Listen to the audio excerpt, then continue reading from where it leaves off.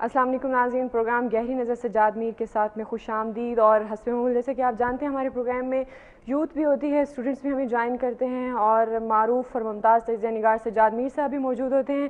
خوش آمدید کہوں گی میر صاحب آپ کو۔ اور جو آج ہمارے ساتھ یوتھ ہے، نوجوان اسٹوڈنٹس ہیں، سید نعیم گیلانی ہے، عبدالرحمان خان ہیں، طلال رضا ہیں، پنجاب یونیورسٹی سے آپ نے جوائن کیا، بہت شکریہ۔ اور میر صاحب کیسے ہیں آپ؟ ان کے ساتھ کمل دعا بھی شامل ہے۔ میں چاہ رہی تھی میرا تعارف آپ کرا دیں۔ میر صاحب جیسے کہ آپ جانتے ہیں کہ آج دنیا فن کا ایک عظیم نقصان کہیں گے، بہت بڑا نقصان ہے۔ مہدی حسن صاحب جو ہیں وہ انتقال کر گئے ہیں، آپ انہیں کیسے خراج عقیدت پیش کریں گے؟ دیکھیں جی، مہدی حسن جو ہیں کئی لوگوں نے یہ بات کہی ہے کہ مہدی حسن نہ کوئی پیدا ہوا ہے نہ کوئی پیدا ہوگا، یعنی کہ فن کی دنیا میں یہ ان لوگوں میں شمار ہوتے ہیں جو صدیوں میں پیدا ہوتے ہیں، جس کا کوئی جواب نہیں ہوتا۔ یعنی اگر ہم توقع کریں کہ ان کا خلا پر ہو جائے گا تو شاید ناممکن ہو۔ مجھے تو مہدی حسن کے ساتھ میں باقی بات میں کروں گا، ایک رات یاد ہے جو زندگی کا ایک حاصل ہے، اور وہ رات ساری رات ہمارے دوست شہزاد احمد میرے پاس آئے ہوئے تھے تو ان کو ایک طرح کی دعوت دی تھی۔ کل 6 لوگ تھے اور 2 موسیقی جانے والے بڑے ماہر، اور خود مہدی صاحب اور ان کے بھائی پنڈت جی جن کو کہتے تھے، وہ سنگت کر رہے تھے ساتھ طبلے پہ، اور ایک میں سامع تھا جو تھا۔ زندگی میں پہلی بار سمجھ آیا کہ گائکی ہوتی کیا ہے۔ ایک ایک مصرے کو 10 انداز میں گا کے مہدی حسن نے میں سنایا، یعنی کہ ایک ہی راگ میں کئی بار گایا، راگ بدل کے گایا، اور اس انداز میں گایا کہ خود مجھے مہدی حسن پہلی بار سمجھ آئے، اور موسیقی کے بارے میں ایک ایسی مجھے خود معلوم ہوا، یعنی کہ اتنا کمال کا وہ فنکار تھا کہ شاید کوئی دوسرا پیدا نہ ہو۔ ایک لمبا عرصہ اس نے فن کی خدمت کی۔ اس وقت دیکھیے ہمارے ریڈیو کا انسٹیٹیوشن بھی کیا انسٹیٹیوشن ہوتا تھا۔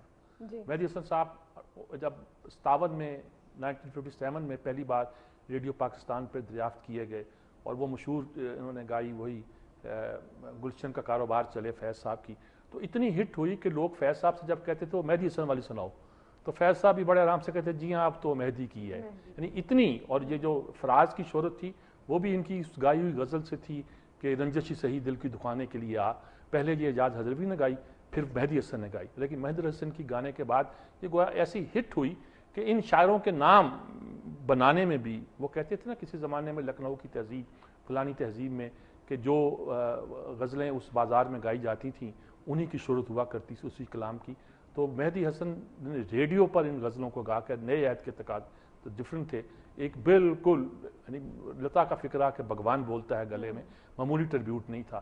اور آج میں نے کئی آرٹسٹوں کو سنا ہے، عبدہ پروین کو بھی اور لوگوں کو، جو کہتے ہیں نہ پیدا ہوا نہ پیدا ہوگا، دوسرا بندہ ہو ہی نہیں سکتا۔ مہدی حسن تو اللہ کی قدرت میں ہے۔ یہ میں کہہ رہا ہوں کہ ہزاروں لاکھوں مہدی پیدا کر دیں، لیکن شاید اس کی غیرت بھی گوارا نہیں کرے گی کہ کوئی اور مہدی حسن جو ہے فن کی دنیا میں پیدا ہو۔ ایسا لازوال باکمال فنکار تھا۔ صرف غزل کا بات، اگر اس نے کہا کہ شہنشاہ غزل کہنا چھوٹی بات ہے اس کے لیے، ہم نے جو اسے اعزاز دیا ہے وہ ہے حلال امتیاز۔ پہلے بڑا اعزاز ہوا کرتا تھا پہلے زمانے میں، اب تو ہم نے ہر اہل گارے کو دینا شروع کر دیا ہے، انہیں نشان امتیاز پس از مرگ دینا چاہیے، اور یقیناً طور پر ان کی تدفین کا فیصلہ بھی ہو چکا ہے۔ گھر والوں نے کہا تھا کہ احاطے میں قائد اعظم کے دفن کیا جائے، ظاہر ہے کہ وہ بڑی مشکل بات ہو جاتی ہے، تو وہ ایک پارک ہے جو ان کے نام سے منسوب ہے نارتھ نازر آباد کے این بلاک، میرا دیکھا ہوا پارک ہے، مجھے تصور میں آ رہا ہے، وہاں یہ ان کی تدفین ہوگی۔ اور میرا خیال ہے بڑے عزت و احترام، 85 سال عمر تھی لیکن یہ سمجھے کہ آپ 73 سال کی بالکل جی، شہنشاہ غزل جیسے امیر صاحب نے کہا، ناظرین بہت چھوٹا خطاب ہے ان کے لیے، اور دنیائے فن دنیائے غزل میں ناقابل تلافی نقصان ہے۔ اس کے بعد بھی بہت اہم سارے ایشوز ہیں سیاسی اور ملکی حالات کے حوالے سے، ان پر امیر صاحب کا پوائنٹ آف ویو جانیں گے۔ نیوز بریک کی طرف جائیں گے، ہمارے ساتھ رہیے گا۔